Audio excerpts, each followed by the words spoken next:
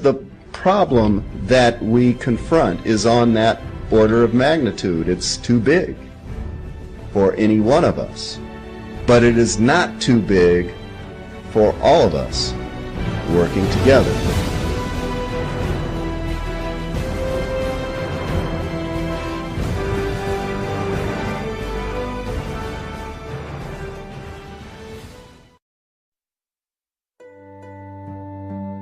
We stand at the dawn of an entirely new age.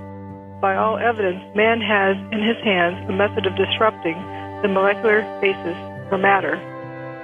Judy Wood's evidence in her case leads to one irrefutable, brilliant, clear conclusion: that the 9/11 events were done by the use of free energy devices.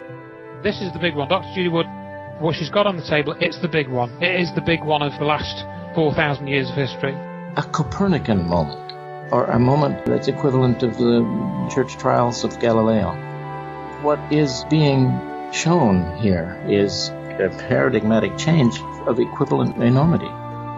If we can see that energy demonstrated destructively right in front of our eyes, just imagine what could be done with it if it were turned to peaceful purposes.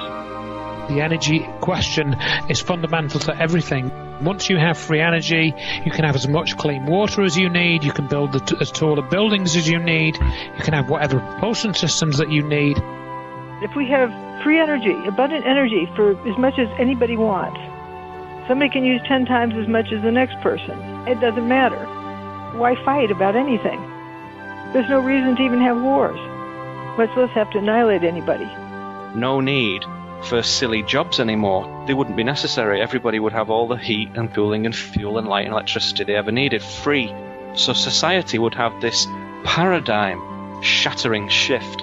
It will completely transform the nature of our society. It will change the whole geopolitical structure of the world. It is the single most dangerous thing to the existing status quo, is the energy issue.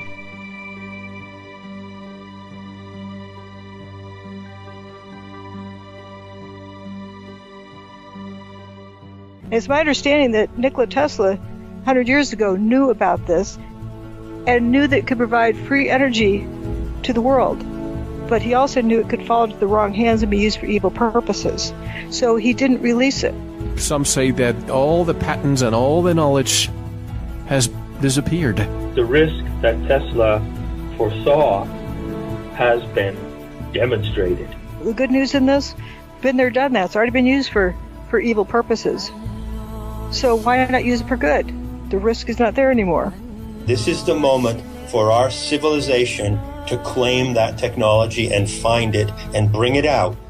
We don't have large-scale use of free energy technology, even though we know from this evidence that it's possible. Right now, when people develop free energy technology in the secrecy of their basement, they're suicided, something happens to them. Almost universally, these devices disappear.